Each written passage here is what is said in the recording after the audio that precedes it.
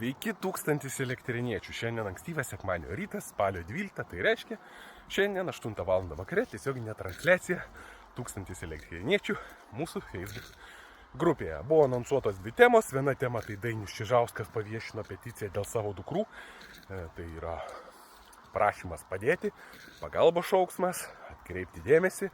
Tai susiję, kiek jūs žinote, su meru ir su mero aplinka. Antras klausimas, tai mūsų opozicionieriai.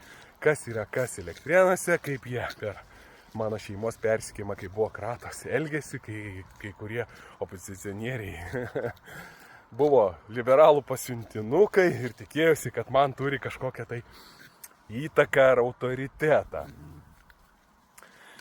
Ir pasakysiu taip. Keičiam. Gerai, sutinku ir aš keičiu kryptį, keičiu požiūrį, dabar paaiškinsiu dėl ko. Nes yra 3 pozicijos, taip, gyventojai, 1000 elektriniečių ir nariai ir valdžia.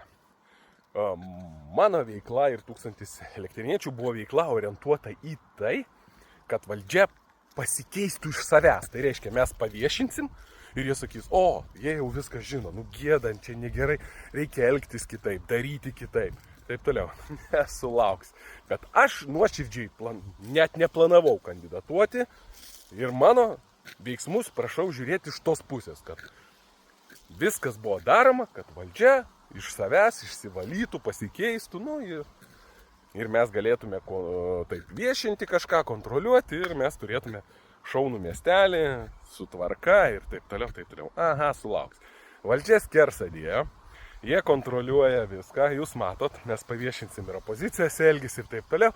Jiem svarbiausia, kad neatsidurtų valdžioje 1000 elektriniečių ir dieve tai jau Danas Dambrauskas. O tada tai bus jau paviešinta viskas ir bus bėda ir taip toliau.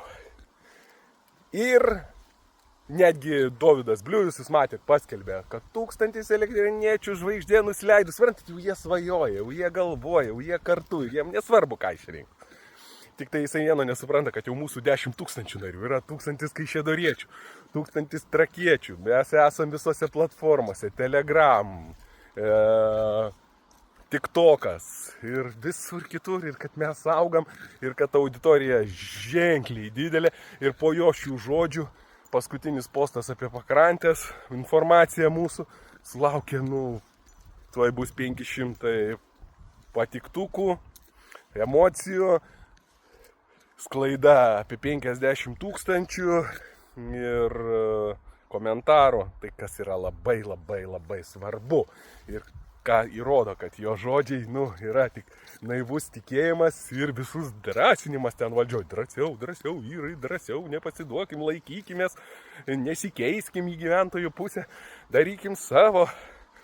O gyventojų lūkestis buvo į Daną Dambrauską 1000 elektriniečių, jisai su laiku keitėsi, kad, matosi, valdžia nesikeičia, Danai, reikia keisti, kartojasi, gal darom šiek tiek kitaip. Ir tikrai daug rašėt, daug komentavot ir aš sutinku su jumis. Šita valdžia beviltiška ir jinai nepasikeis. Ir mano požiūris keičiasi 100 laipsnių kampu. Mes šiandien būtinai apie tai pakalbėsime tiesioginį transliaciją, skirsim tam nemažai laiko.